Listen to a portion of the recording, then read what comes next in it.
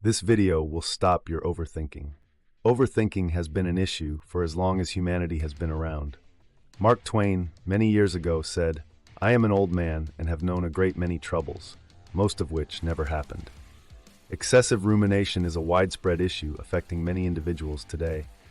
It occurs when you ponder a problem endlessly without reaching a resolution or taking action. Sound familiar? Are you an overthinker? Well, if you want to stop overthinking, this video is for you. Keep watching until the end. We'll explore the reasons behind overthinking and introduce 3 effective strategies to combat it, and you definitely have to try the last one. Overthinking is the art of creating problems that don't exist. Overthinking stems from your brain's attempt to anticipate every potential outcome of a situation with the primary goal of minimizing risk. Generally, this is beneficial. Human evolution has led to our species' dominance due to the prefrontal cortex's remarkable ability to assess risk. This skill allows us to foresee potential dangers and opportunities, enhancing our survival prospects. It's a Darwinian principle. The most accomplished individuals possess this capability. Whether they're financial experts, renowned physicians, or elite athletes, they excel at predicting outcomes and acting accordingly. This talent for making informed decisions is highly valued and rewarded, which explains why those who excel at it often achieve great wealth. In essence, future-oriented thinking is one of the prefrontal cortex's most valuable functions. So where's the issue? Why thinking is good while overthinking is bad? At what point does thinking transition into overthinking?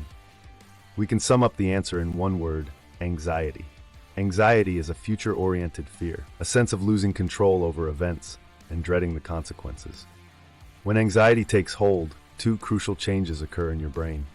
Firstly, your brain perceives danger and becomes hypervigilant, constantly scanning for threats. This happens because the limbic system, a primitive brain region, activates the amygdala, which is responsible for threat detection. As the amygdala becomes more active, you perceive more potential dangers and overestimate their significance, leading to amplified concerns and overthinking. Secondly, anxiety causes the prefrontal cortex, your brain's most evolved part, to become less active. It struggles to regulate or calm the limbic system, leaving you more susceptible to limbic control. These 2 factors combined result in overthinking.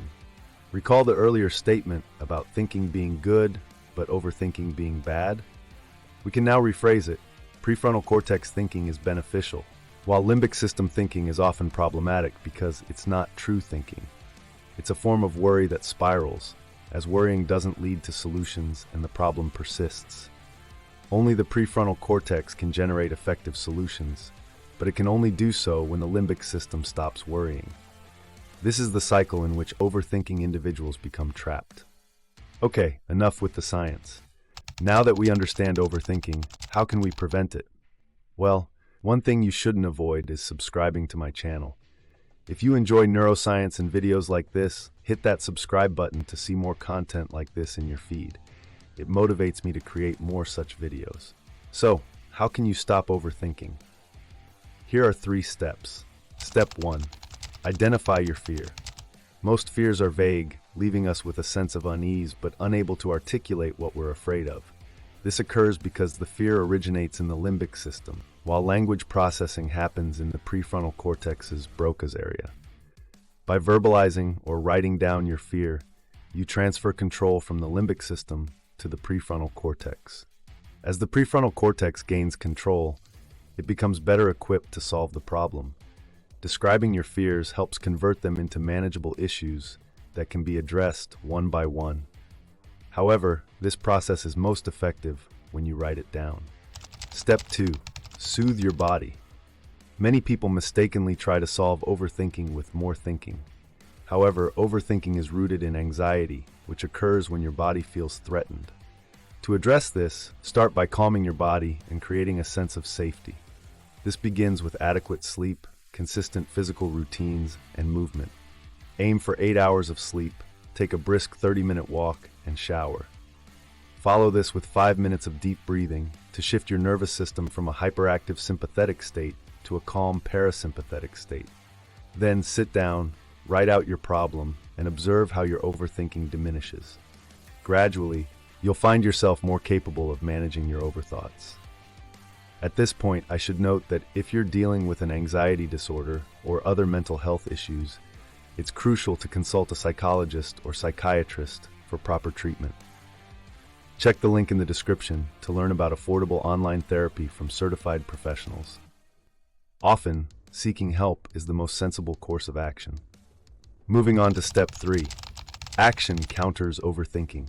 Personally, this step was the most effective in addressing my overthinking. I realized that often I was overthinking as a form of procrastination. In other words, my body was reluctant to act, so it tricked my mind into overthinking.